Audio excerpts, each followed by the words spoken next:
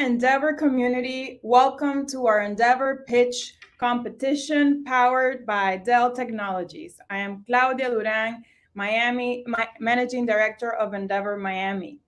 Endeavor is thrilled to power the Dell for Startups pitch competition in Miami. And today's pitch competition will feature 10 South Florida based companies competing for up to $15,000 in Dell products.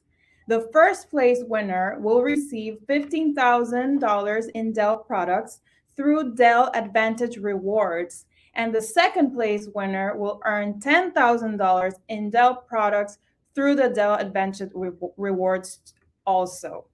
The second place winner will be selected by the crowd. So we will share a link, which is a survey. And as soon as the last company finishes their pitch, you can click on the link and submit your, in the survey, you can submit who you would like to win the second place. So stay tuned for that link.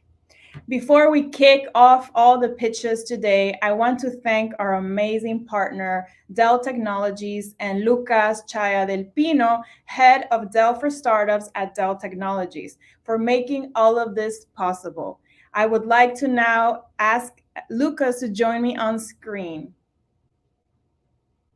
Welcome, Lucas. How are you? Thank you, Claudia. Doing great. I'm super excited for this pitch competition. This is the competition number 6 out of 15 that we're going to have this year. And as you said, the winners today, they will share $25,000 in prizes, but more important, they will get a pass to the semifinals, where they will participate for $40,000 in prizes, and then we have the big final for $100K at the end. So, and just to say it, last year's winner was a founder from Florida. So hopefully we'll repeat that this year.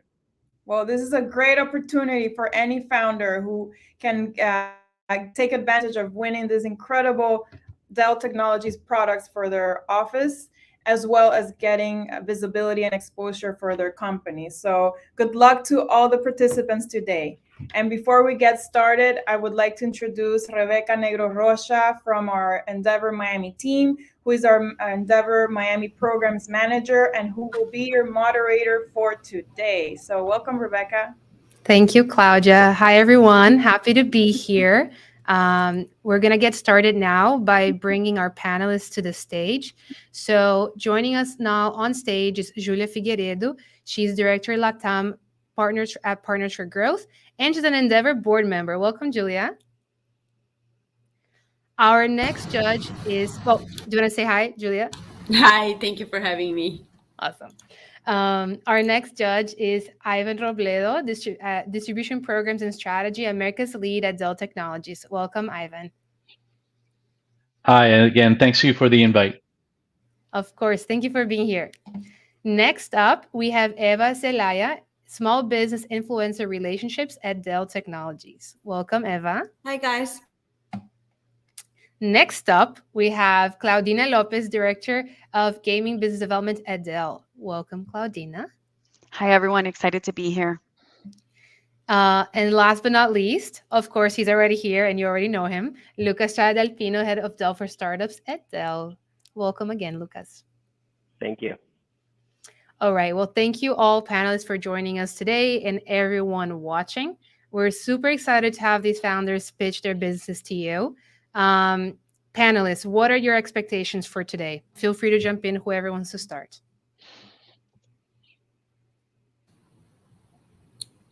I'm excited to see all the companies and just get to know the entrepreneurs. Awesome. For me, all the new ideas that might be out there. Yeah, I'm actually a Miami local as well, so I'm super excited to kind of hear about everyone's ideas and businesses. Very excited to be here. Yeah, it's incredible to also see how these challenging times have made the creation of new businesses like sprouting left and right. So it's interesting to find out. Lucas, any final remarks before we get started? I am so excited. I was looking at the 10 companies at the brief that you sent. I think this is going to be one of the most exciting competitions. You said it, but I'm thinking it too. All right, let's get into it. So we're gonna get started with the pitches. Everyone in the audience, these entrepreneurs are gonna have 3 minutes to pitch and then 3 minutes for Q&A. So we're gonna get started with our first company. So I would like to welcome to the stage Gino Herring with Best Candidate. Hey, Gino, you Hi, ready how are to kick you? us off? Ready to I'm go. good. Beautiful. All right. So whenever you're ready, go ahead and please start. Put full screen, and then I'll time you down. So bottom, at all the way at the bottom to the right, bottom right. Bottom right. Okay, right there. Let should be the Is- one on the left. Let's see. That's how I usually do that. Is that not doing it? So you can go back to the presentation. Go back to the bottom right. Oh, that works. But now you have to swap to presenter screen. So yep, there you go. Click there. Beautiful. Gotcha. Okay, I'm Okay. gonna start timing you right now. In 3, 2, 1, go ahead. Hello, my name is Gino Herring. I'm the founder and CEO of Best Candidate. Before we start our presentation, I'd like everyone to take a few minutes and think about some major purchases you made recently, whether it be buying a house or a car, things like that. How much actual research did you do before you made those purchases? Now think about the last time you voted. How much of available information was actually out there for you to research? Did you know that in any given local election, on the high end, voter turnout is only 23% of all eligible voters? Things like fake news, questions about candidates, distrust, apathy. These are all things that keep folks from turning out to the polls. And for candidates to raise money, it really can be a problem. Over $14 billion spent in the 2020 presidential election alone. And so we've got two problems here. Voters doubt the process, and candidates, they find it hard to reach voters. It's a nationwide issue and a lack of resources. Two problems, one solution. Voter education tool, nonpartisan, Best Candidate. It's a profile-based mobile application. The election campaign management system matches candidates with voters, subscriptions for candidates, and free for voters. And so our addressable market, we've got 3 million voters registered here in South Florida. That's where we begin. And our goal is to start with 50 candidates per county as we progress through the state of Florida. And so we'll start, as we said, through the state of Florida, the bottom area there, that's the tri-county area. And as you can see, the red areas of the rest of the country, those are all counties that has the largest populations in our country. And so it's a business model of a subscription-based tiers for candidates, but it's also free for actual voters to browse.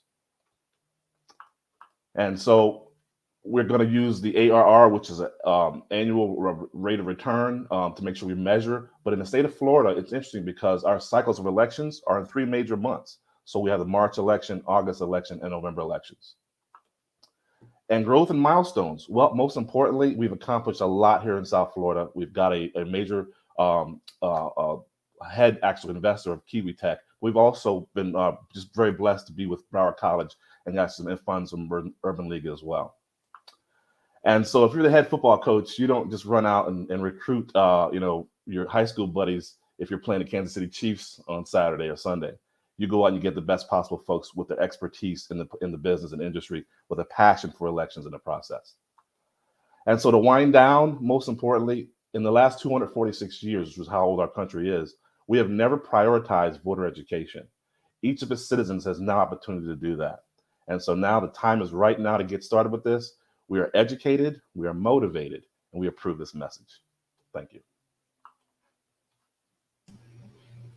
Awesome, Gino. Thank you so much. Thank we you. are now going to bring our panelists back to the stage. So let's see. Julie, I see you're unmuted. Would you like to start us off with questions?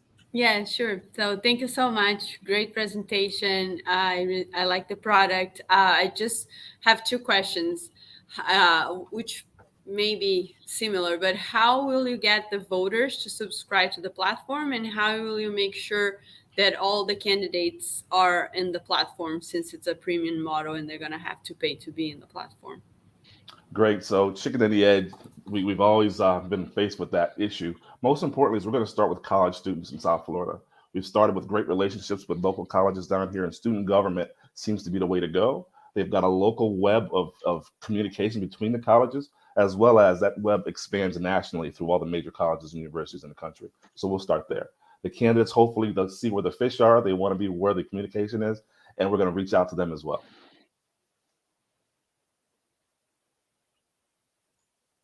I had a question regarding when it's not election season. What is this app being used for? Absolutely. So voter education is something that we want to make sure is the platform and the reason for overall voters to go. You want to find your sample ballot. You want to know what it looks like. You want to know what a glossary of terms looks like.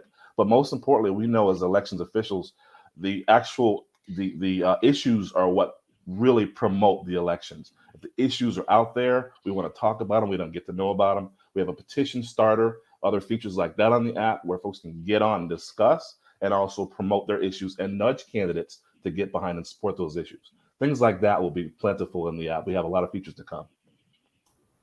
I have a question. So in South Florida, obviously Spanish is a very predominant language. So are there any plans of expansion for that language in the platform?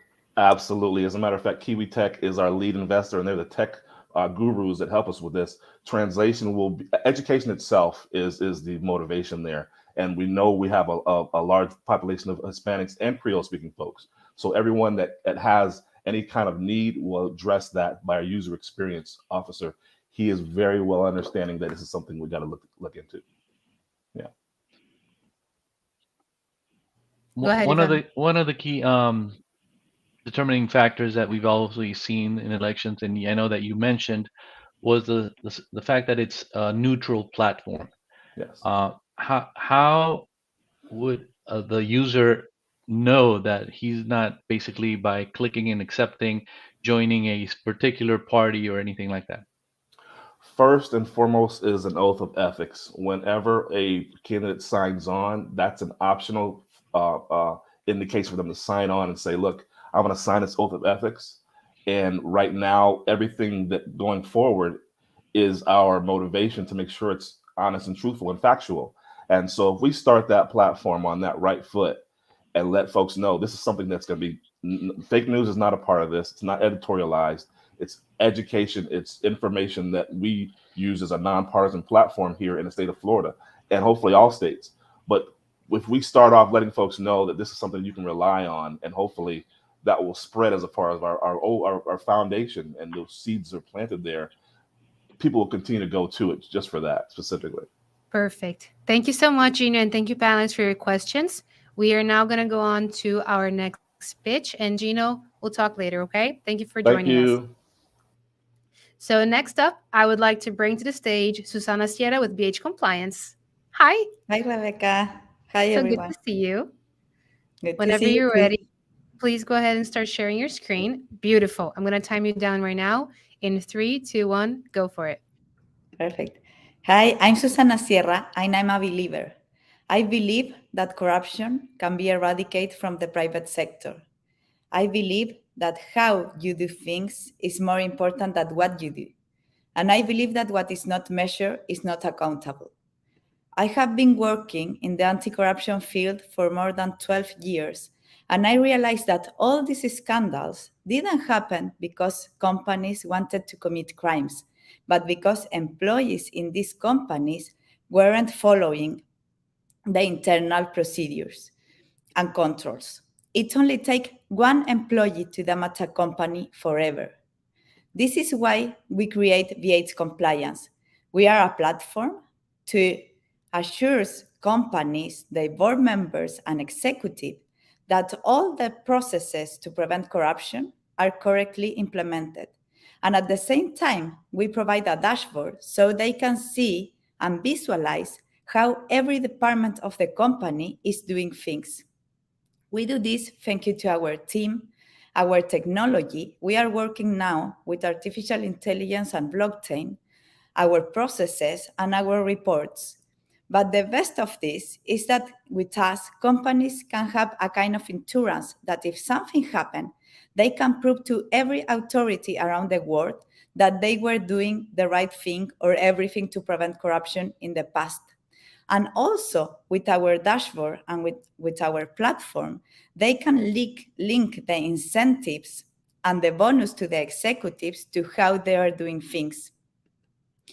This market is growing really fast but it is still low in innovation. This is why we are here to disrupt this industry. And we are actually working with a lot of actors in the same market as a complement of what they are doing. We are working now with more than 150 companies, especially subsidiaries in Latin America of US and European companies. And we have a strong track record also. But the most important is that our platform and our methodology were creating based of real cases.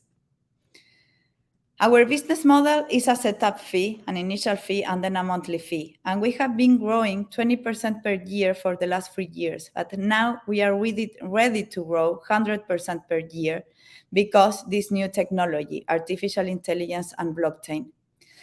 But we are not doing this just because of business. We have a strong commitment in anti-corruption. That is why we have a podcast to talk about corruption and educate people. We do monthly webinars with our clients and companies around Latin America. And we also have been recognized with numerous awards because of this. But remember, compliance is not bureaucracy. Compliance is how companies are doing things. Thank you. Awesome. Thank you so much, Sana. We are now going to go into Q&A. So who would like to get us started? Ivan, I see you unmuted. Would you like to start? Basically, it raises a question because I see that this is a tremendous opportunity, tremendous business, but it's already a business going up. I just don't understand the focus on this as a startup when the slides that you projected and the growth and the historical trends describe it already as a launch product. Yes, it's already a launch product, but now we are expanding the company to the US. We are a company from Chile. We test the product there, and we learn how companies actually work, and especially subsidiaries of multinational companies in Latin America. But now what we are doing is launching this product in the US, and soon I hope in Europe also, to work with multinational companies all around the world. Mm-hmm. One quick follow-up question, and thank you for that answer, is how do you interact with different legal teams that might have to be considered where something is ethical or that is unlawful? And do you have a legal, let's say, backup on that? Yes, it's a really good question because the law is not always the same as ethics. But now we are working with the legal matters. The most important for the companies now is like comply with the law. But what we do is prove every process in the company, and we generate gaps when they are not following that. So, for example, in the supplier department, if they are really following their internal processes. So in the first stage in this setup, what we do is generate the gaps between the law and the ethics. Sometimes companies go one step ahead, and then in this continued reporting, in the active reporting, what we do is like measure every month if they are really following what they say they are doing, because a lot of these things happen not because companies don't have like the standards or the policies or the controls, but because companies or employees in the companies are not following what they say they are doing. Okay, thank you. Hi, Susana. Quick question. What exactly do you guys monitor for finding corruption in a company? And then can you explain like how do you guys use blockchain and AI? Do you use it for monitoring and detecting corruption like issues, or how do you exactly use Yes, it? right. What we do is generate evidence that companies are following with their internal processes. So what we monitor is like, for example, the due diligence to supplier, the payment to suppliers, the bid processes inside the company, the human resources processes, and like all the different processes that the owner of that are not the legal area or the compliance area, but there are like the different the operational areas in the company. So first we monitor that all of that is really compliant. and how we are using blockchain, because we are sealing all this information in blockchain. So what we are doing is creating like the fingerprint of each document, because if something happened, for example, something is happening in a company today and in a big company, so they don't know that an employee is paying a bribe, for example, in Colombia to win a bid with the government, then that is not the company, that was one employee. So in the future, the company needs to prove to the authorities, to the DOJ, for example, in the United States, and tell them 5 years ago, I was doing the right thing, but was one employee that go against my internal policies. So with that, with all that information in blockchain, or with the seal in blockchain, they can prove that the information was real 5 years ago or in the past. It's like we are looking to the future. We hope that companies never need to use this information, but if they need to use it, they are going to have all the blockchain seal. And about artificial Perfect, intelligence, Susanna. Thank you so much. I'm going to have to jump in. Sorry. Thank you for joining us. We're now going to go into the next pitch. I'll talk to you soon, okay?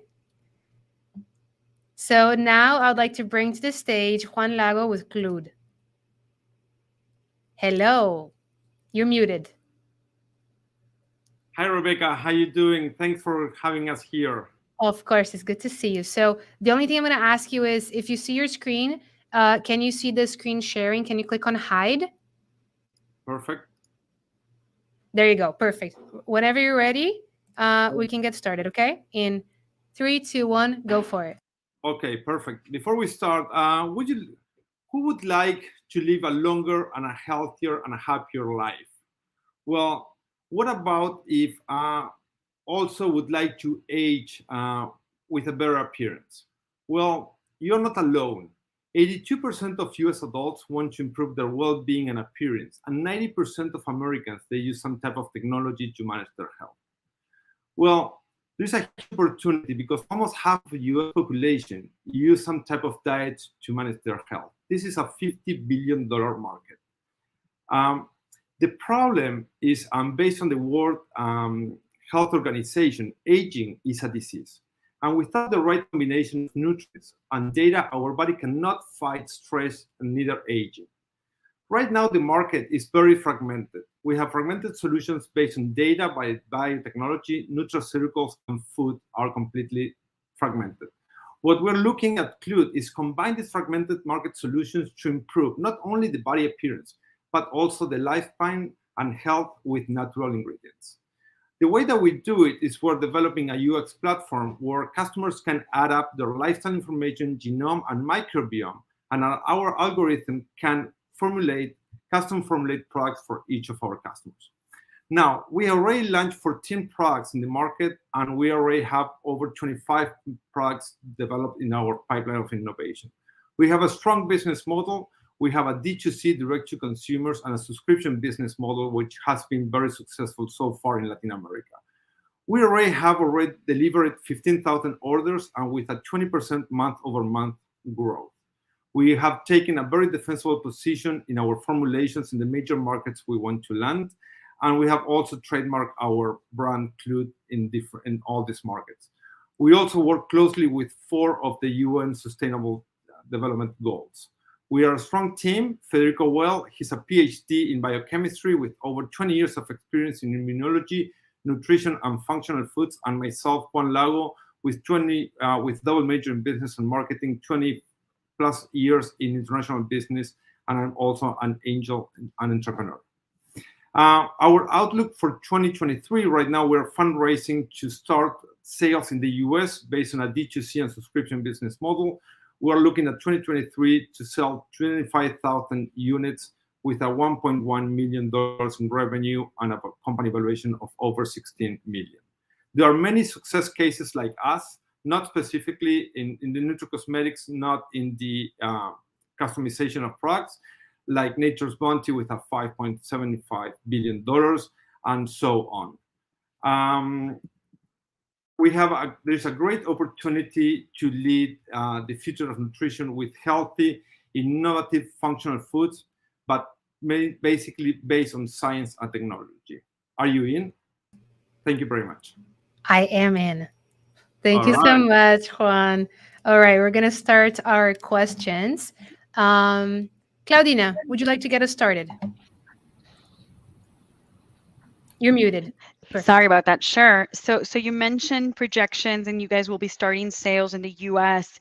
Via what channels? Who are your channel partners? Well, basically, we're starting to sell. We have an e-commerce already in place in Latin America, which is working very well. For customer acquisition, we use Facebook, Instagram. We use different type of health company as partnerships. We use Shell Latam, and we also do, for customer retention, a lot of email marketing and so on. I was very curious in that graph, in that circle of where your product intersects the multiple areas. What sets your product apart from just considering it, the market considering it just as another supplement or multivitamin product? Well, the way that we're doing right now with Federico is we already signed a partnership with a biotechnology company called Eritas. The way that we do it is we are analyzing customers' microbiome and lifetime DNA and genome information, and based on that, we are developing our products. So we are able to customize based on clusterization of our customers. So it's kind of like a tailor-made, prescription-driven market, and not on the shelf. Exactly. Thank you. You're welcome. I was going to ask it. Oh, go ahead. Sure. Okay. Super quick. So I saw in the last chart you included a lot of interesting brands. I'm familiar with most of them: his, hers, Vital Proteins, Oli. So, but I do believe they're very popular amongst millennials specifically. Is that your main target area, millennials? Yes. We since we born during the pandemic, we are a data company. We collect data of everything, and yes, we have very close track of our customers right now. 80% are millennials. And I was gonna follow up on Ivan's question about the customization. So from a customer standpoint, I go to your website or platform, and then I input my goals, and then that will give me a recommended food supplement, or how would that work? Right. Thank you, Lucas, for the question, and also Ivan. Right now we're on an early stage where we have a lifetime.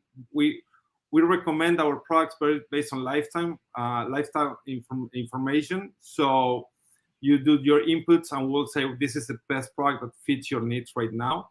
The idea is that eventually the platform will continue growing, and you will be able to add up, let's say, a 23andMe data.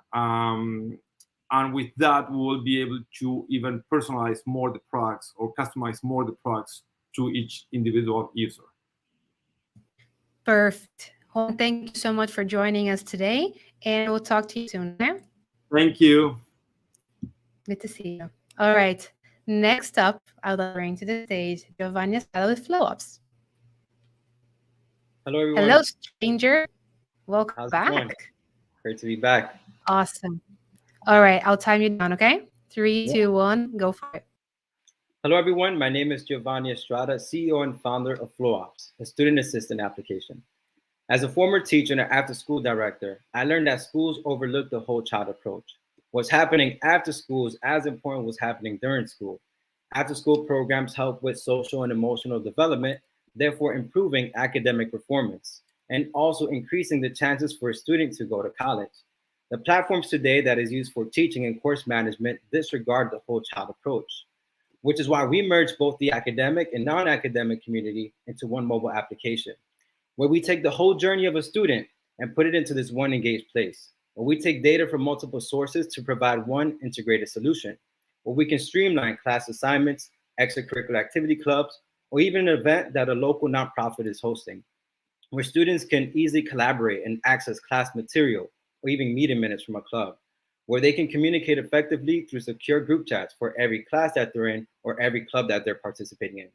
Since July 2020, we've piloted in over 15 institutions, grades have improved, engagement has increased. We're projecting a gross margin of over 85% and an LTV CAC ratio of 5.7. The total addressable market is a multi-billion dollar market, which is projected to grow over 14% every year. Right now, we're working with secondary and higher education institutions, and we established a yearly price per user depending on how many users are in the institution. And the value proposition that we bring to the educators is the ability to streamline multiple edtech solutions into one mobile application, saves them time and improves efficiency. And for the students, the ability to have this centralized location that merges both the in-school and after-school community and local nonprofits opens up resources, therefore improving engagement and also student outcome. And we do this by being cost effective. Bottom left, you have the teaching and course management platforms, which are instructional web-based platforms that miss the whole child engagement piece. We merge both worlds to provide a seamless mobile experience. Since July 2020, we filed for our syllabus automation process, which is currently patent pending. And just a couple weeks ago, the NSF invited us to submit a full proposal in regards to integrating artificial intelligence to improve student outcome through gamification in partnership with Florida Atlantic University. And right now, we're preparing for a major pilot with Palm Beach County Public Schools, and our goal is to hit 50 schools by 2024. Our team consists of software developers who exited companies, e-learning directors from universities, superintendents, professor, even the former VP of IBM. We'll leverage off their network to make sure that we hit our goal. We're seeking $300,000 for product development, customer acquisition, and team expansion so that we can hit our goal of 50 schools. Student engagement has been one of the biggest challenges since COVID-19, which is why we ask you to join us in making education more accessible through FlowOps. Thank you. Perfect. Thank you so much, Gio. We're going to get started with questions. Why don't we have Eva start us this time? Awesome. So really cool presentation, very interesting. I guess my one question, so obviously you're targeting schools, right? You're targeting for schools to purchase this program. My one question would be, what is the one benefit that they can see, schools specifically, those that are, say, for example, they don't have the funds, right? A lot of the schools are suffering in terms of funding. So what would be like the one thing that they can really benefit from that can buy them into your product?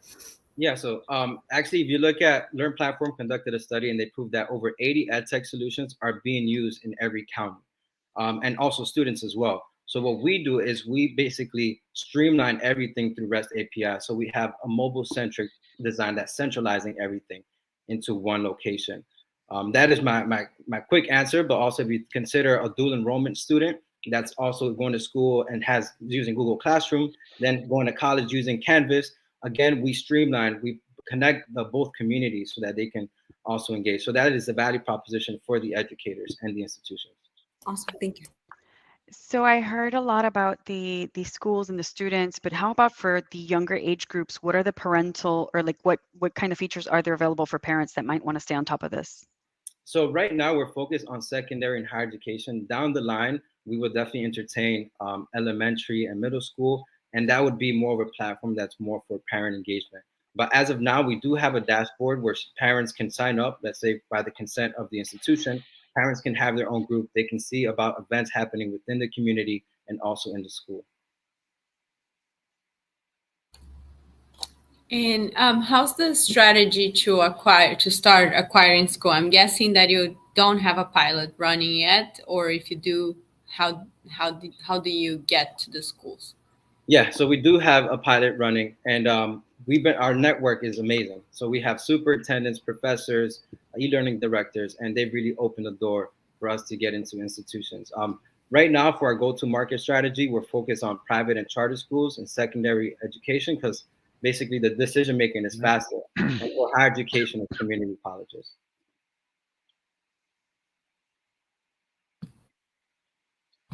Very quickly, just basically language capabilities. I imagine that's also something considered.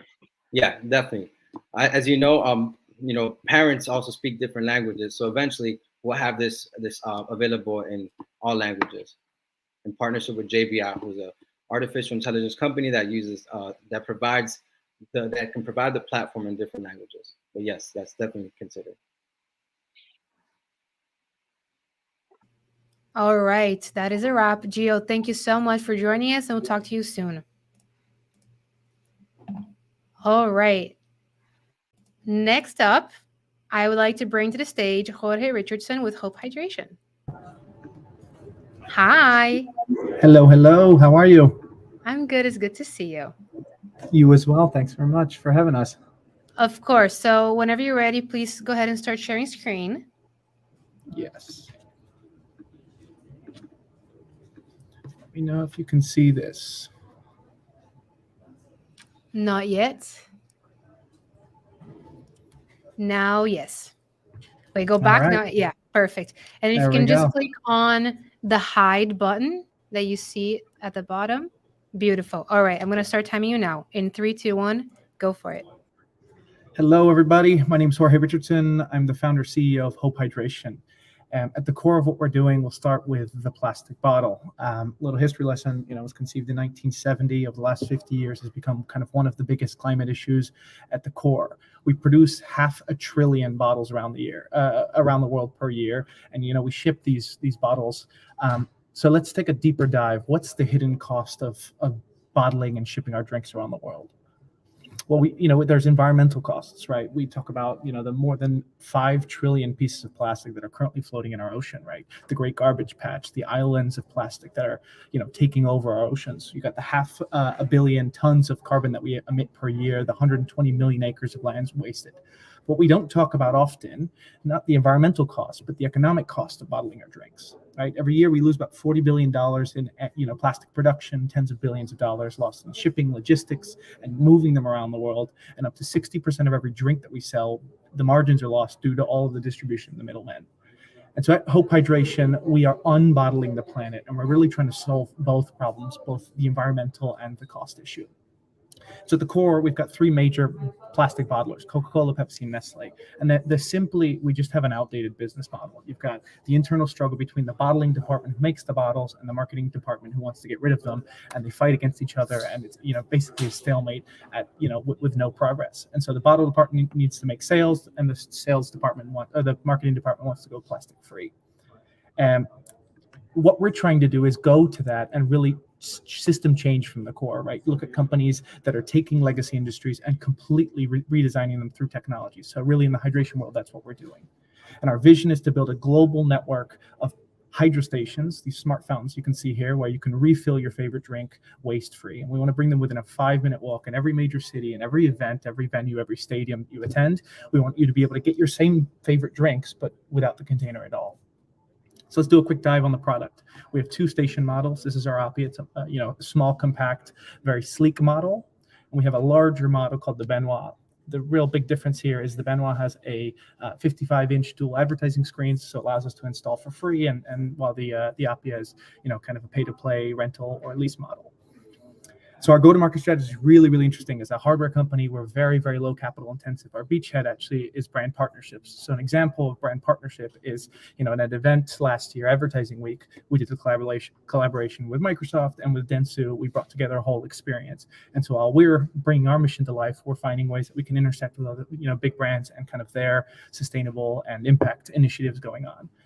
So another example later this month will be with Nike, actually here in Miami Beach. So if anybody is Miami local, please attend. It'll be on August 18th, and we'll be kind of tagging onto their Nike Run Club. And so as we start using these brand partnerships, our kind of, we've got a couple events and brand partnerships in the pipeline, things like Advertising Week in the fall, South by Southwest, Formula One, Cannes Lion. But really what we're trying to get to is cities of the future, right? And our mission is to bring these within a 5-minute walk in every major city around the world. And so we've got, made a lot of progress kind of in that regard too. We've got LOIs and city pilots signed up with Atlanta, with DC, with LA, and really the goal over the next 5 years is to expand this within the US, within North America, then within Europe and beyond. Amazing. Thank you, Jorge. To wrap up, I have to throw this in there. Community Ask, if you're an investor, we're currently closing our fundraising round, so please reach out. My email's below. And really, why Dell? I think Dell is an amazing partner, both a hardware partner, an OEM partner. And so really, I think pitching on stage is a great opportunity. So thank you for the time. Thanks, Jorge. We're now going to go into Q&A. Let's see. Julia, would you like to get us started? Sure. Hi, Jorge. Thank you for the pitch. I love it, and I really understand the events, that could be really useful and a great way to start putting your brand out there. On the cities, I think I also carry my bottle everywhere, but on the cities, that's gonna have to be a cultural change too, for everyone to get their start walking around with the bottles. And did you have any thoughts on that, on how we do this cultural change with your platform? Yeah, it's a really good question. I think you're right. There's an aspect of like behavior, habit change globally that we're trying to spark. I don't think it's as difficult as we think it's going to be, right? And we take case examples of where sustainable water exists. When you go to an airport, you almost always know that there's going to be water fountains in airports, at least the major airports. And as a result, we've seen travelers bring a reusable bottle with them and fill them up. And so sometimes the airports don't have them, and that's disappointing, but we've kind of grown accustomed to that. And so we're trying to take that same model and basically replicate that in cities. So if you know that on your walk in the park or your walk to work or on the beach, there's going to be fountains, and you've seen it enough times, then the data just shows that you're more likely to start adopting that behavior. And so we're going to really lean into that. And then obviously when you start rolling out other drinks, so if you can refill water but also pay to refill Gatorade or Powerade or vitamin water, then you start seeing a big behavior change too, because you get marketing and influence from not only us and our stations, but also kind of the big beverage companies as well. Does that answer your question? Yes, So- thank you. Perfect. So I'm You're- gonna have to you're- wrap us up. I'm so sorry, guys, Okay. to keep us going. Thank you so much, Jorge. And any other questions, do let us know so that we can pass it along to Jorge. So Thank you. thank you. We are now gonna go into the next company and next pitch. So I'd like to bring to the stage Mac Library with Lean Library. Hey, Mac. Hey, how are you, Sarah? Awesome. Good to see you. Thank you for being here. I'm going to time you down. Give me 1 second. In 3, 2, 1, go for it. All right. Hi, everyone. My name is Mac. I'm super excited to be here to tell you the story about Lean Library, which is the first online platform that makes it easy to find liens information before buying or selling a house. First of all, what is a lien? A lien is a debt on a property. And why is it important? Well, before you buy or you sell a property, you need to get a lien report. And this is how you do it. You have to mail a letter to the city along with a check, and the city staff will dispatch that order to 4 different departments, and the staff at the end will email you that result after 5 to 10 business days. So this is what we propose: a lien management system that enables customers to request those orders online, and then we build a software that enables those cities to manage those orders, and we build a map that enables everyone to find properties that have liens around them. So 6.9 million homes were sold back in 2021. Usually, 3D reports are requested in average per listing, and $400 are being spent on both city fee and title company fee, which tells us $8.2 billion were spent on lead report alone last year. So the way we enter this market is by licensing our software for free to cities, and then we add our service fee on top of the city's fee, and then we pass it down to title company, which ends up paying for the service. So we charge $50 for lien report and mitigation as well, and 2.2% for lien payment.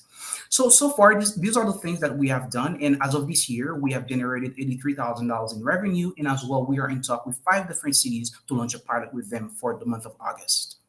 So we're seeking to raise $420,000 so that we can invest in data storage, in developers so they can be working full-time with us, and business development as well, so we can scale the business to achieve those numbers that you see here on the screen.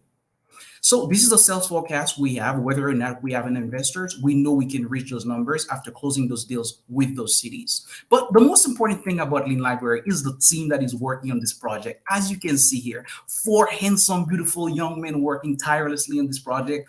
We have a combined experience, in business, real estate, computer science, and working for government. And most importantly, we have a group of mentors that are actually believing in us, supporting, our success for the purpose of Lean Library. And as you can see here in the future, any of these 3 companies here will be interested in acquiring Lean Library. Why? Real estate companies right now are really they are interested in having Lean data, but nobody's doing the work. And currently at Lean Library, we are doing the work. Therefore, it will be very strategic for them to actually acquire Lean Library. But Here's what I want you to remember. For all of you watching here, the judges, Luca, Eva. So this is what I want you to remember. If in the future you're going to buy or you're going to sell a house, I want you to know that you can lean on us, because at Lean Library, that's what we do. We care about you and we love you. Thank you. Thanks, Mac. All right, we're going to start our questions now with the panelists. Lucas, do you want to kick us off? Sure. Great pitch, great ending. Hey, Mac. So the first question that I got is like, how easy or difficult or challenging is for you to get the cities to get on board and to share all that information? And I'm pretty sure like it's a long process to sign an agreement with a city.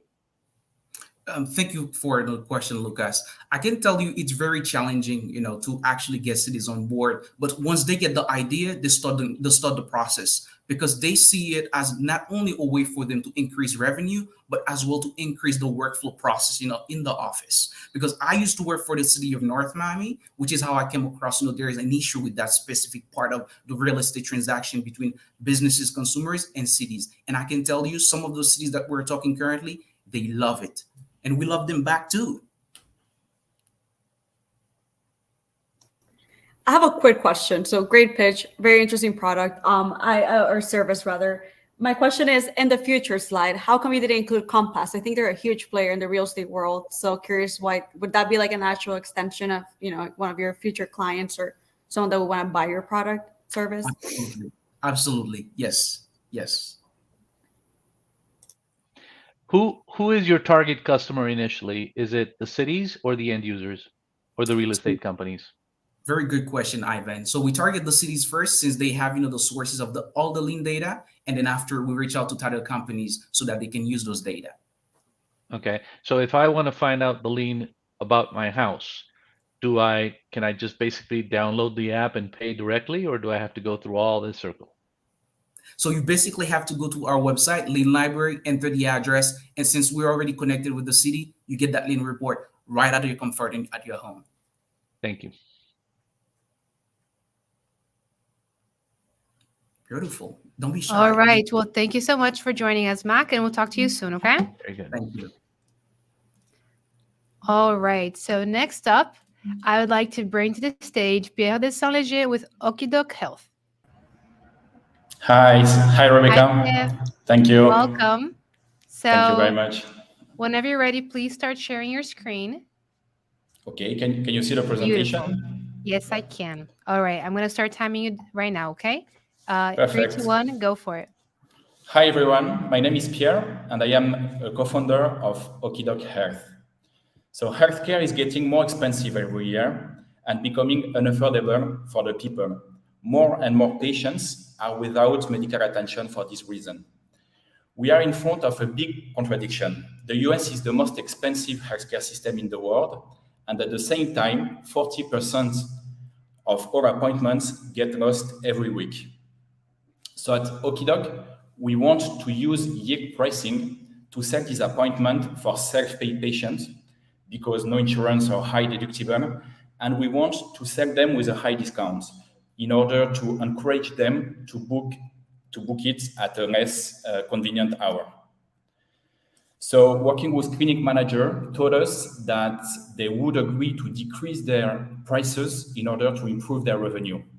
We saw that implementing dynamic prices depending on demand prediction could actually improve their revenue by 25% and with no additional cost. By implementing yield pricing with our partners, we managed to be 30% cheaper than our competitors. So we are with a huge market as we target mostly patients with high deductibles, which represents 60% of the US population. Our business model is based on 2 dimensions: a commission fee on the value of the appointment charged directly to the health provider, and a monthly fee that we charge on enterprise payers. We are now operating in Miami-Dade with 20 clinics, starting only with MRI, because there is a high demand and a big ticket on this imaging service. And also we have a B2C website allowing patients to book appointments. In the long run, we want to scale this network of clinics nationwide and with major healthcare services. So we have excellent first feedbacks from our users. They love our prices and the proximity of our clinics, and they also say that the patient experience is far better as there is no waiting time in off-peak moments. Also, we see a strong demand from clinic owners. They are highly interested in selling more and in reducing waiting time during rush hours. We believe that we have a great team to execute this plan, as we are a mix of 2 healthcare professionals, a medical doctor and a health economist, and 2 technology experts and former startup owners. The majority of the clinics we work with are SMBs, and they face the need to upgrade their IT in order to comply with data sharing regulations. So we think Dell could help us here and be part of this project. So we believe this is a unique opportunity to build a massive business that has a huge impact on people's everyday life.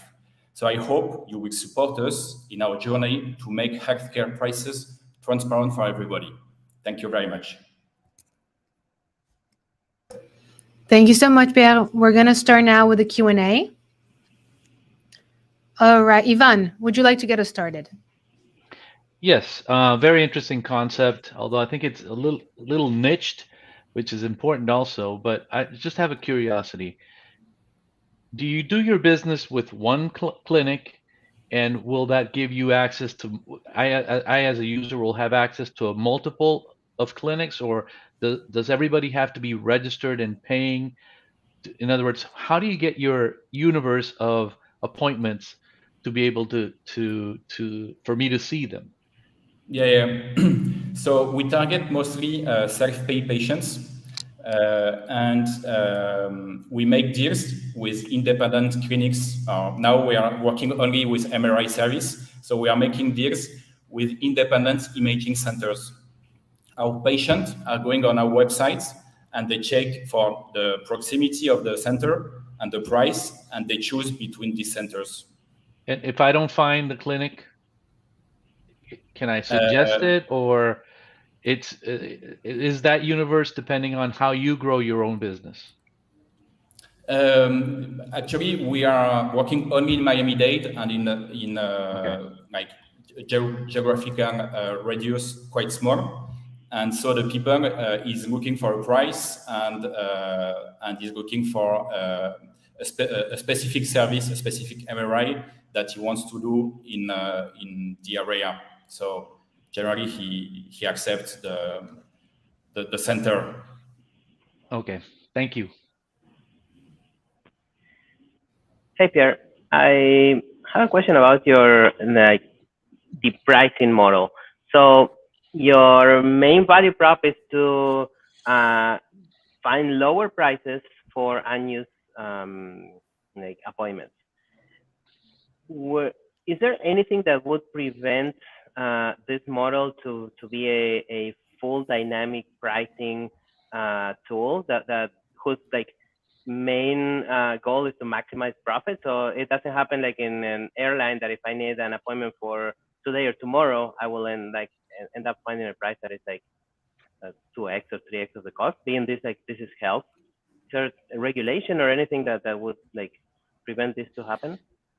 Yeah, I don't think there is a regulation, but because of the competition, I think the prices can't go up infinitely. I mean, if the price is too high, the patient will go to another clinic. So there's enough Perfect supply for not happening. Okay. Yeah, I think. Yeah. All right. Thank you so much for the questions, and thank you, Pierre, for the presentation. We are now going to be moving on to the next one. All right. So up next, we have Hosanna Secato with Redress. Hi, you're muted.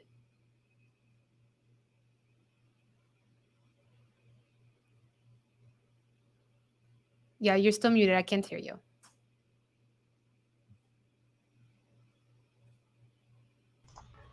What about There you now? go. Yes, now I can.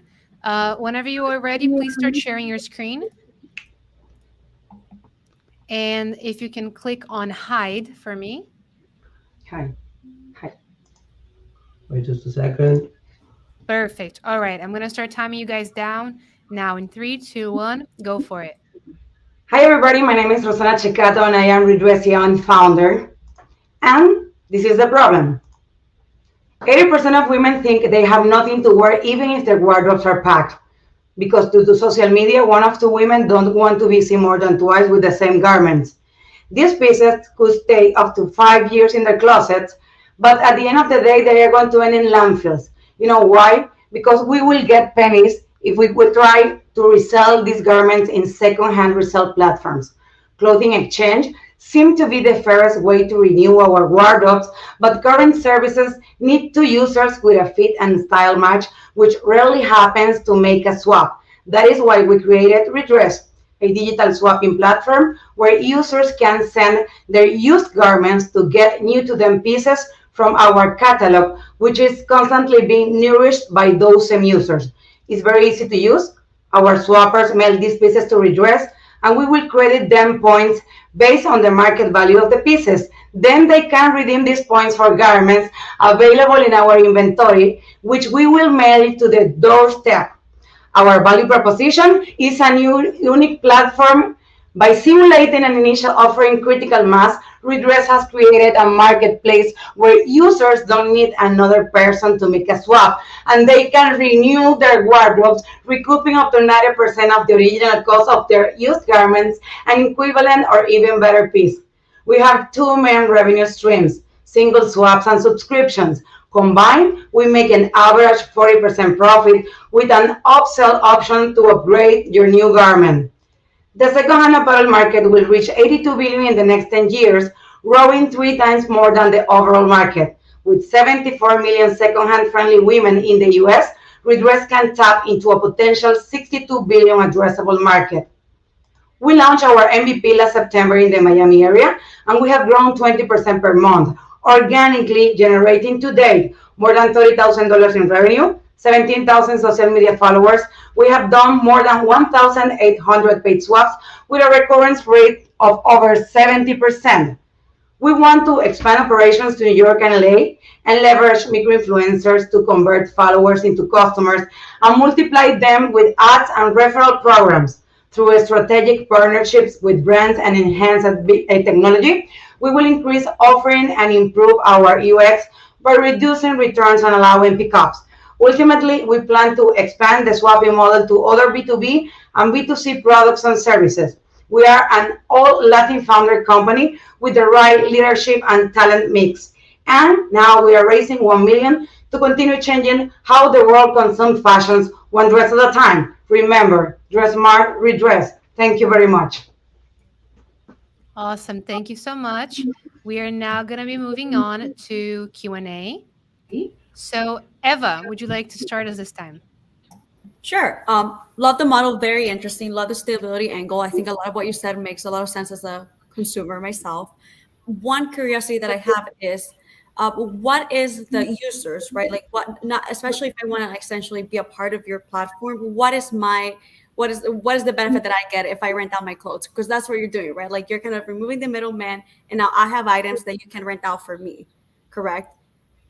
It's not renting, it's swapping. So basically the benefit for you would be the following. If you go to a resale site, they're going to pay you 30% of the original value of the dress. Yes. Okay? And that gets people very frustrated. Here you would get 100% of the value of the dress in an equivalent dress, or even a better piece if you want to upgrade. Of course, you will have to pay something to upgrade. In terms of rent, it's not renting either. With rent, for example, you rent a dress to go to a special location, but you do nothing with the dresses that you currently have in your wardrobe. Here, you're using your dresses as the currency in order to acquire or obtain new dresses by swapping. It's a definitive swapping. You don't have to return any dress. Got it. And then now a second question to that is, you mentioned B2B would be like a natural expansion, right? So would that essentially make you the swapper, or you would swap retail versus clothes? Is that what you mean by the B2B expansion? Correct. So right now the business model is C2B2C. basically. But in the future, what we want to do, there's several different companies, clothing companies, that they have cold inventory, and they want to do something with that cold inventory. Imagine that in different areas, they could swap that inventory. For example, it's summer in one place and it's a little bit more chilly in another place. They could swap the inventory in order to make sure that they have the right inventory for their customers. And that's the B2B play. Very interesting. Thank you. If I'm on your platform, so I get the swapping, and by the way, used Poshmark and OfferUp, frustrated with the searchability, right? So very interested in understanding, like, how are those features? How am I going to find what I want? But if I was your customer and was downsizing, for example, and wanted to get rid of stuff, but don't necessarily want to swap, is there I can sell it instead in your marketplace? So right now, no, because we want to differentiate ourselves from those platforms that you just mentioned. It's not about selling, it's about swapping. It's about for you having an infinitive wardrobe that you can change constantly. For example, the kind of people that can use this stuff is realtors here in Florida. They need to dress differently every single day. They need to look their best every single day. We have clients, for example, that change a dress, 5 dresses every week to look differently. That's what we are aiming for. Of course, you can purchase some dresses if you want to get into the virtual cycle of swapping, but it's not that we will be just purchasing your stuff and then reselling it. That's what we want to differentiate from. Perfect. Thank you guys so much for joining us today and presenting. We will talk to you soon. All right. Next up, we have 2 more pitches before we wrap things up. So I'd like to bring to the stage Francisco Cornejo with Storybook. Hi, Rebecca. Hi, everybody. Hey, welcome. All right. Whenever you're ready, please start sharing your screen. Beautiful. I'm going to start timing you down right now in 3, 2, 1. Go for it. Perfect. Thanks. My name is Francisco. I'm the co-founder and CEO of the Storybook, the #1 parent-child wellness and sleep app. And I want to start with a thought. Most mental and emotional health problems can be traced back to childhood. Now think about the current generation. The lack of affection, the abuse of screen time, and our busy lives have massively increased children's mental and emotional health problems, putting 2 out of 3 kids in risk. This was the case of Carla, the mom of 2 boys. Daniel, her eldest, was suffering from anxiety and trouble sleeping, just like other 800 million children ages 0 to 12. Lucky for Carla, she found Storybook, downloaded the app, told us how Daniel was feeling. So we recommended audio stories for him to listen while mom followed the guidelines, just like this. And touch the moon with their hands. Sarah climbed with short, slow steps, while she thought, will it taste like cheese?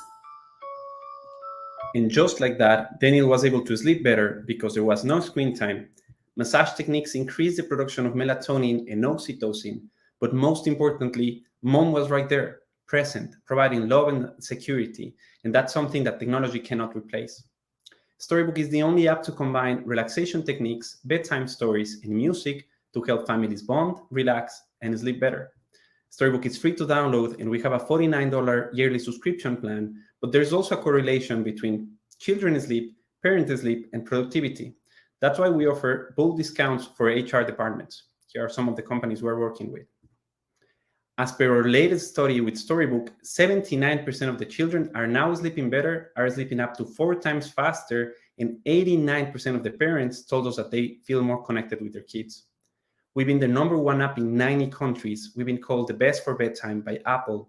We have more than 2 million downloads, more than 5,000 5-star reviews, like this one from Jessie. We tried everything under the moon to get my 4-year-old to sleep. I am more relaxed. She is more relaxed. No more bedtime fights. Can't praise this app enough. We have sold over $1 million in subscriptions, and we are set to reach 7 million by 2023. And from then, 100 million until 2026 by increasing our profitable paid social media campaigns, doubling down on organic acquisition, launching new B2B partnerships, and adding influencer marketing. We have fantastic investors. We were the first company to receive the Google for Latino Founders Fund. We have amazing advisors who have a ton of experience in behavioral science, human touch, and sleep. and a fantastic founding team with experience in high-growth tech companies and the passion to help millions of families. We are on track to do for infant well-being what Calm and Headspace did for adults. And these are our own kids sleeping. Thank you so much. This is Storybook, the #1 app for wellness and sleep. Thank you. Thank you. This is awesome. All right, let's bring back our panelists. Julia, would you like to start us off?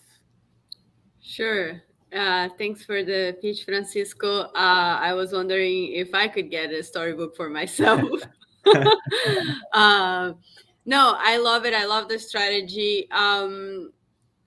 For me, it's like how do you get the attention to the parent of the parents regarding to competition? How have you mapped competition? If there's something similar, and if you have plans to expand internationally?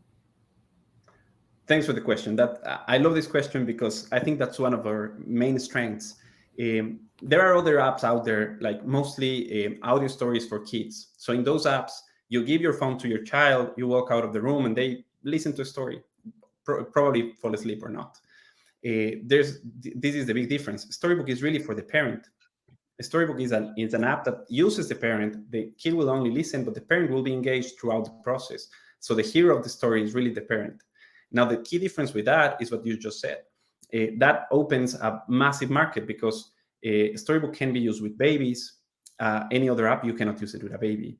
And the parent is the decision maker. So he or she are using the app, so they can see the benefits themselves and they can purchase the subscription. As in other apps which are intended for the kids, it's really hard. They struggle to get that connection between the child is enjoying, so I'm going to pay for this. And as for other markets, the US is our main market right now, but we have 3 languages, Spanish, English, and Portuguese. We have subscribers in 155 countries. So that talks about the worldwide need of this product, and we're about to launch Japanese and German for this next quarter.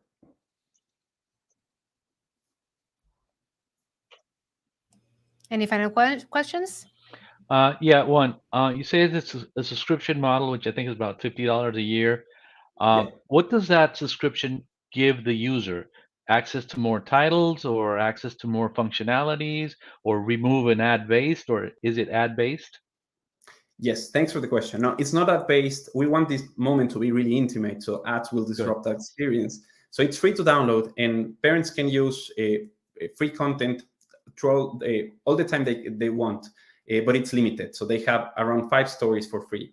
If they want to have the complete catalog, which are around 100 stories, and we release new stories every week, they have to opt in for a subscription. Thank you. Thanks, Francisco, and thanks, panelists, for the questions. We are now going to be moving on to our last pitch, but not least. Thanks, Francisco. Before I invite the last one to the stage, panelists, just a reminder to submit your scores so that we can use them for deliberations. So on that note, I would like to welcome to the stage Tamar Sapir with Synchronix. Hi. Hi. All right. So whenever you're ready, please start, put in presentation mode.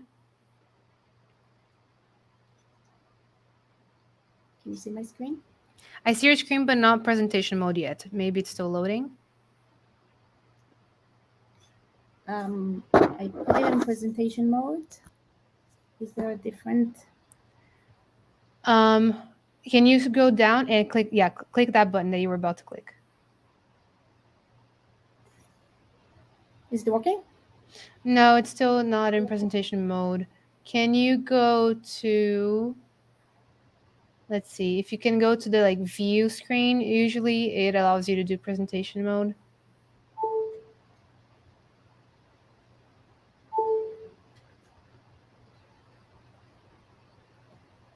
Maybe can you stretch out the tab? I think it might be tiny, and that's why we can't see it. Yeah. So slideshow at the top. Is it working now? No. I see that in a presentation mode on my end. Yeah, I don't see it on my end. If you go on slideshow and then present, yeah, play from the start. Let's give it a second and see if it goes.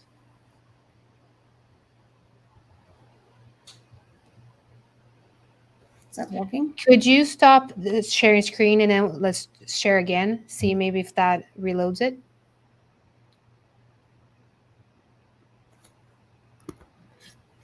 Let me close the file again.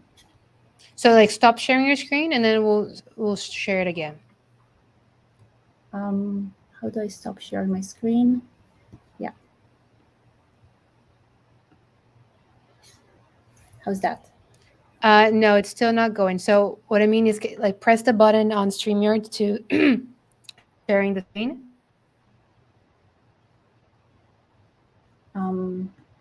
Stop.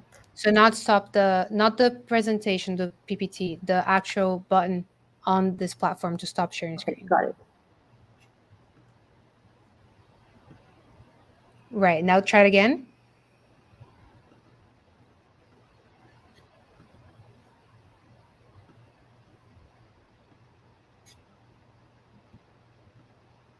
How's that? Perfect. There you go. And then just click on hide.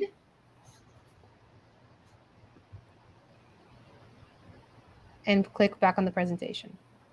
Great. Perfect. All right. I'm going to start timing you now. In 3, 2, 1, go ahead. Hi, everyone. My name is Tamar Sapir, and I'm the founder and CEO of Synchronix. We build smart medication companion and patient engagement solutions. The biggest challenge in healthcare begins at the moment the patient leaves the clinic. At the time the patients are discharged or after diagnosis, and patients are often lost or confused about the medications they need to take or how to seek additional support.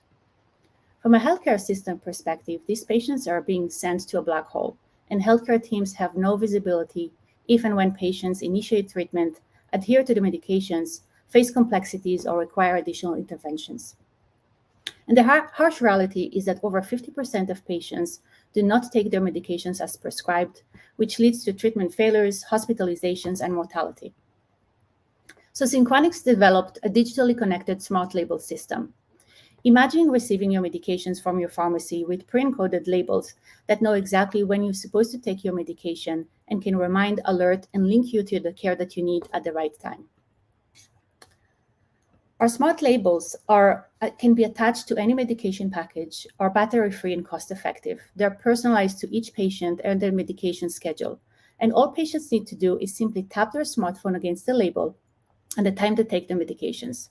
So this creates a complete medication and patient care management platform that is capable to measure real-time adherence patterns and motivate and engage patients in their care, and support care teams in proactively identifying patients who are most at risk and allocate the resources, as well as link those patients to relevant and timely services. This creates benefits across stakeholders in the entire medication supply chain, driving revenue, reimbursement, patient satisfaction, and outcomes. From a milestone perspective, we have just released our fully functional beta version, and we have received funding for a multi-center clinical trial across 5 academic institutions initiating this month. As we're entering market, we will be targeting life sciences, pharmaceutical organizations, and research organizations, followed by value-based care, healthcare provider networks, pharmacies, and health insurance companies. Our business model is a B2B SaaS model, and we charge our customers by patient engagement. We expect to reach $25 million in revenue by 2026. As a team, we are healthcare executives, medical education, and technologies across global corporations. And as we are rolling out our operations, we're seeking collaborators and early adopters across research organizations, as well as healthcare provider networks. And we are seeking partners to help raise 1.8 million in a seed round coming towards the end of this year. So if you believe in our mission to transform the way medication management and patient care is delivered, we would love for you to join us in this mission. So thank you so much for your attention.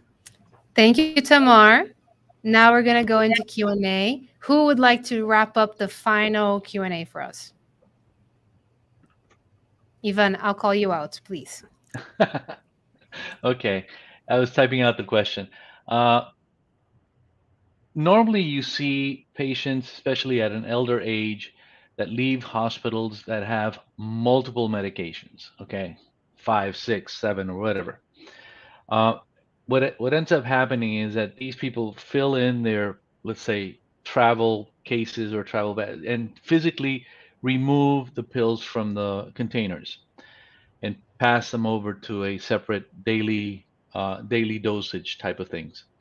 Uh, does your product supplement that with additional tabs that he would paste somewhere else, or how does it keep track if the patient actually removes 50 pills out of the 500 pack or whatever, and just basically disperses them here and there? Absolutely, and that's a really good question. And that is exactly designed for patients with chronic conditions, with multiple medications. Mm-hmm. And the beauty of the system that it can really be attached to any medication package, and especially for even pill boxes. So in our pipeline, we are also thinking to design pill boxes that will have their own pre-embedded labels that are disposable and can track multiple medications. Okay.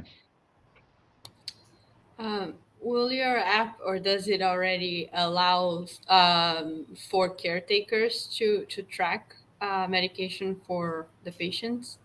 Absolutely, that's part of the plan and part of the second generation that we're already working on. I have a quick question. I think it's a really smart idea. I love it. And I think it applies to like many groups of people. So I think that's great. The one question that comes to mind is user data safety. Like obviously that's like a huge issue, and or rather concern from like consumers. Like is there like where your app addresses that concern? Absolutely. Yeah, it is a HIPAA compliant app. So all privacies are being protected for sure. Absolutely. Awesome.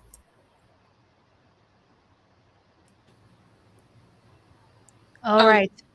Please go ahead. No, so what's your go-to-market strategy? So you're gonna raise this 1.8 million, and you're gonna go first to like big pharmaceuticals, like or companies like Walgreens and CVS. So what's your main target? So in our early strategy, we are still focused very much on validation of our model, and we would like to demonstrate effectiveness and feasibility. So we are conducting clinical trials and research. So we will be focusing on pharma and research organizations. And then immediately we'll be going to provider networks as well as pharmacies and health plans as well. Perfect. Thank you so much, Tamar, for joining us today. Absolutely. Thank you. So, you guys, that's a wrap. Thank you to all entrepreneurs for your great presentations and to the panelists for your questions. Judges will now deliberate for a few minutes to select the first place winner. And we ask you, the audience, to please complete the survey that has been shared through the comment box so that you can help us select the second place winner. In the meantime, please enjoy a video from Dell Technologies, and then we're going to have YJ Lin, Senior Program Manager at Dell for Startups, join us to share a little bit about Dell for Startups and our services. So you'll be with the video and YJ, and we will be back. Ignition! Wonderful, folks. Main stage. 4, 3, 2, 1. 0 + 1.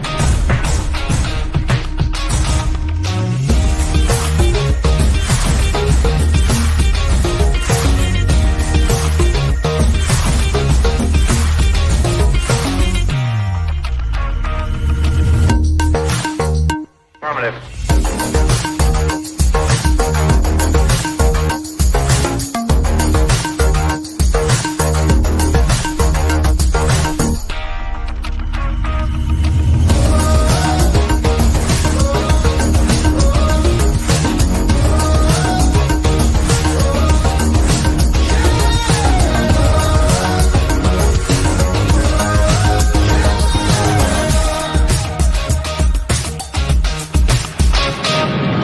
Keep going, baby. Still rising. Recorders on. Keep going.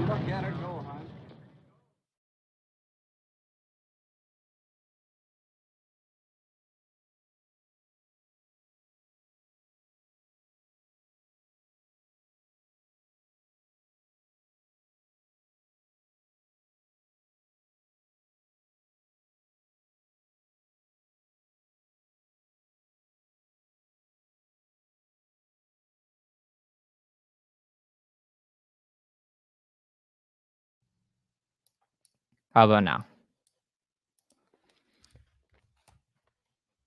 Hey everyone, really excited to be here today and listening to all the startups pitch. My name is YJ. I'm a senior program manager for the Dell for Startups program. We started around 2019 and recently rebranded to focus more on what we're doing with different startup communities like Endeavor. So really excited to present to you what we typically do for entrepreneurs, and we're more than happy to have a conversation with you as well. To start off, I love to always share the story about how there was this freshman at UT Austin in his dorm room who wasn't even studying technology at that time in 1984 with only $1,000 in startup capital. And this guy realized that no other computer company at its time was actually creating customized solutions for individuals. And so through focusing on cutting delivery times, cutting costs, and focusing on customer service, after his second semester of working on his own business, Michael Dell actually sold $80,000 worth of computers, decided to drop out, and 4 years later, Dell Technologies went public. And so where we are now as a company is we are here to support any aspect of your IT infrastructure. With our business lines under the Dell Technologies umbrella, we can easily support you anything from hardware to software to even developing technologies with your company and type of product or patents that you guys are working on. And so what that looks like is reaching out to us. We have program advisors, over 600 startup IT advisors across Round Rock and Nashville that can answer any questions that you have from a technology perspective. We have partnerships with our OEM team that can help build your technology that you're looking to develop. And then we also have a lot of resources that can help connect you with different startup initiatives that I'm about to share with you all today. So what does that look like? Well, just get in touch with us. I'll share with you my contact information, my team's contact information at the end of it. And we're more than happy to create an action plan of what those type of engagements look like with the Dell Technologies ecosystem. At the end of the day, and I know I'm skipping ahead a little bit, is that we love to get you in front of Entrepreneur, VentureBeat, TechCrunch, and a lot of our media companies that we currently partner out with so that we can share the story of how we're helping you with your technology to drive human progress. A little bit about our Dell Technologies Capital team. They are a venture team within Dell Technologies that is specifically focused on enterprise technology solutions. And so if you're an early stage startup or Series A startup, funded startup focused on AI, ML, data management, cloud infrastructure, edge, any of these type of topics, we're more than happy to get in touch with you. One of our biggest exits is also DocuSign as well.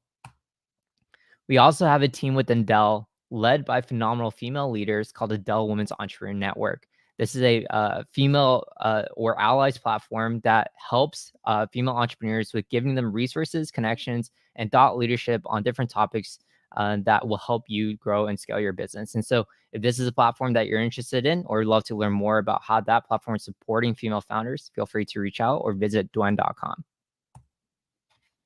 And that's our team. Feel free to reach us out. Our website's dell.com/startups, or you can email the team at startups@dell.com.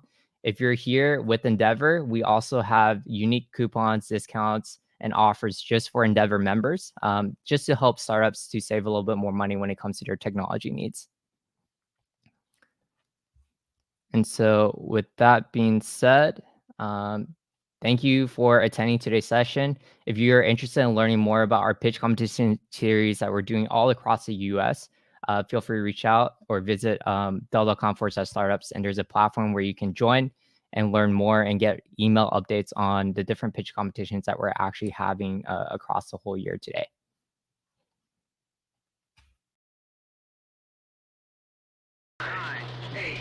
Ignition! Waterfall ball. Main stage. 4, 3, 2, 1.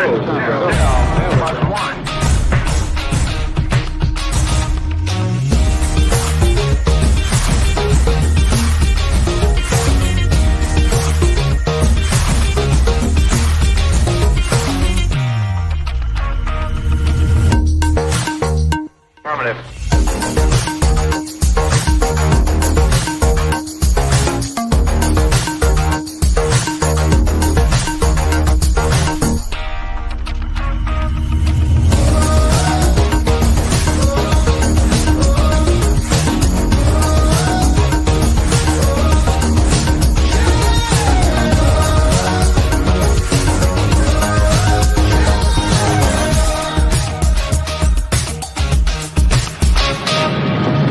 going, baby. Still rising. Recorders on. Keep going. Look at her go, hon.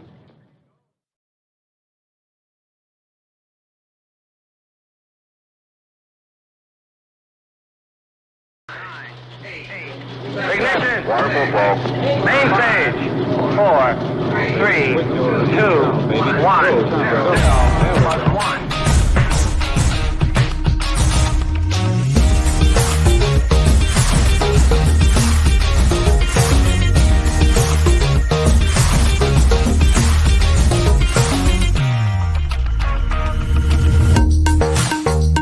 Affirmative.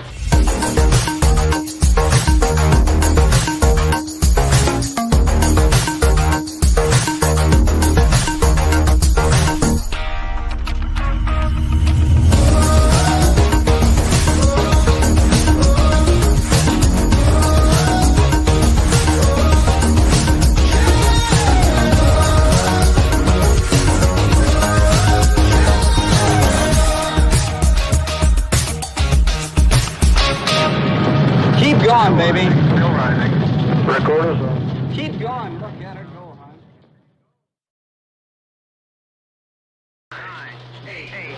Ignition. Waterfall fall. Main stage. 4, 3, 2, 1.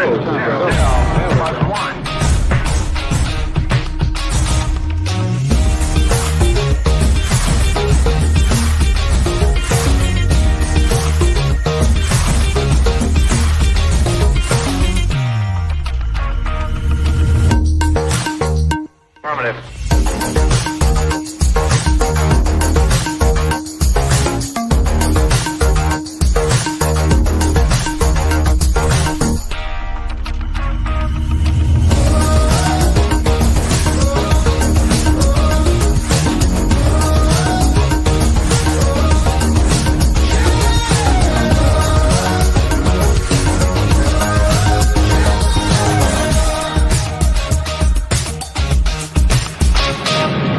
Keep going, baby. Still rising.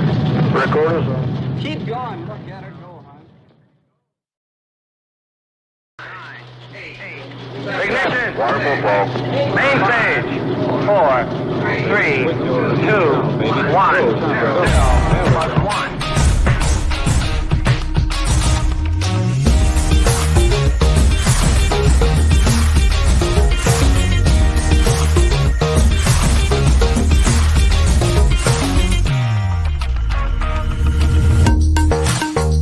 Affirmative.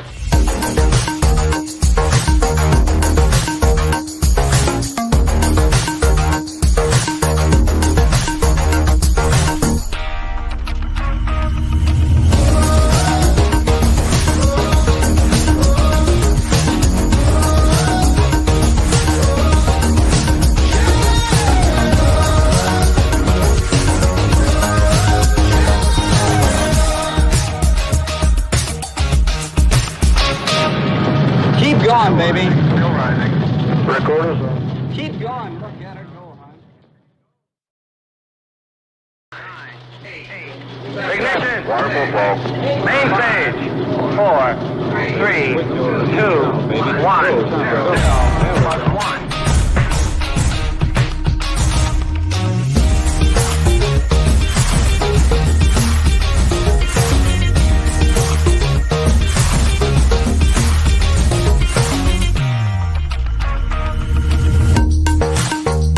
Affirmative.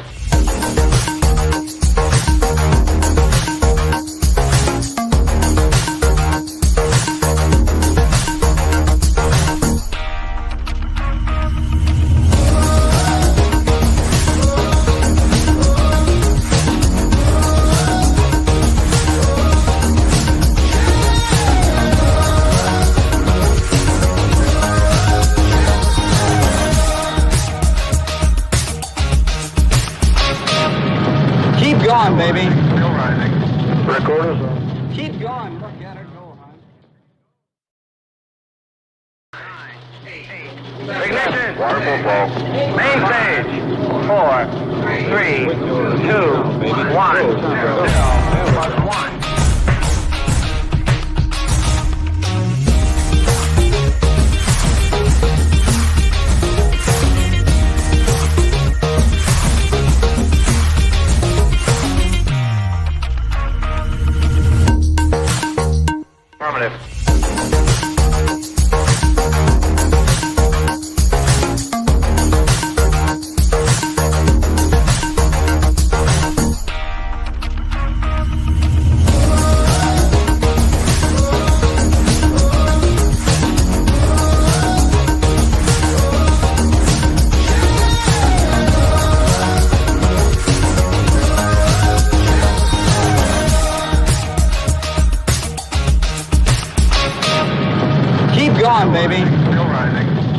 Recorders on. Keep going. Look at her go, hon.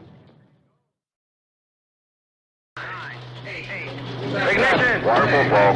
Main stage. 4, 3, 2, 1.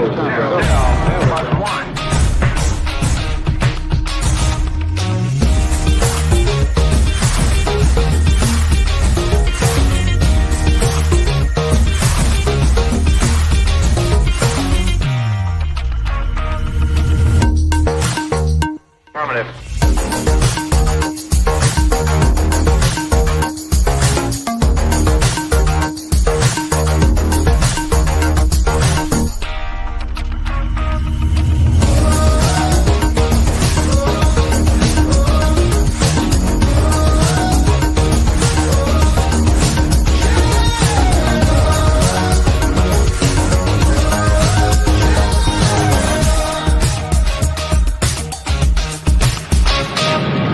Keep going, baby. Still rising. Recorders on. Keep going. Look at her go, hon. Ignition. Waterfall fall. Main stage. 4, 3, 2, 1.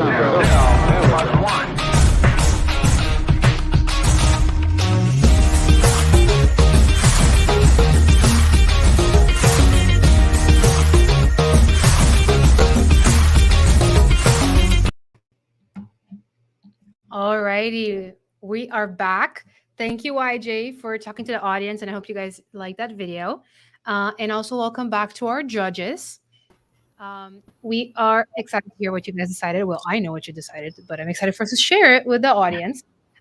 So entrepreneurs, if you are named a winner, please rejoin our back-end platform so we can properly congratulate you. Okay, so please keep the link ready. So we're going to do second place first and then first place second. Well, that was a little confusing. I'm sorry. Julia, could you help us announce the second place winner, which was selected by the audience, please? Sure. So the second place winner that the audience selected was Flow Ups. Congratulations. Awesome. So Gio, please make your way back to StreamYard. And then Claudina, could you please help us announce the first place winner that was selected by the panelists? Sure. I think everyone is very excited to announce the winner, especially with such a focus on well-being and personal wellness. And with that said, we selected Storybook as our first place winner. Woo! Congratulations. Francisco was fast. Awesome. Thank you. Thank you so much. Congratulations, you guys. I'm so proud of you. So our first place winner, so Francisco and Daniela, you guys have won $15,000 in Dell Products. And the second place winner has won $10,000 in Dell Products. And both of you will be able to move on to the next round of pitches that Dell has been organizing around the country to win, for a chance to win another $40,000 in prizes. So super exciting. Another round of applause for our winners. And special thanks to our always supportive crowd for being here and casting your votes. I will say it was crazy in the back end seeing you guys vote. So thank you for, highlight of my day, seeing you guys be that engaged. Thank you to our incredible partner, Dell Technologies, for allowing us to power this pitch competition, and for the judges for participating here today. And of course, for the audience for tuning in. So we will see you next time. Thank you all. Thanks so much. Bye. Thank you, everyone. Thank you. Ignition. Waterfall fall. Main stage. 4, 3, 2, 1.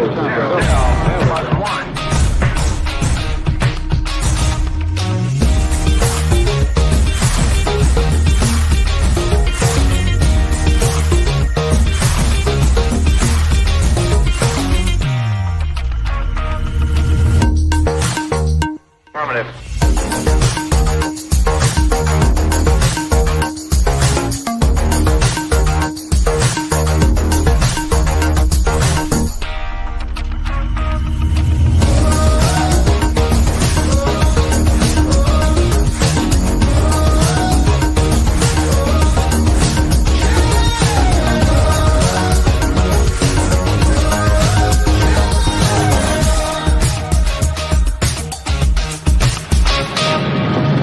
going, baby. Still rising. Recorders on. Keep going. Look at it.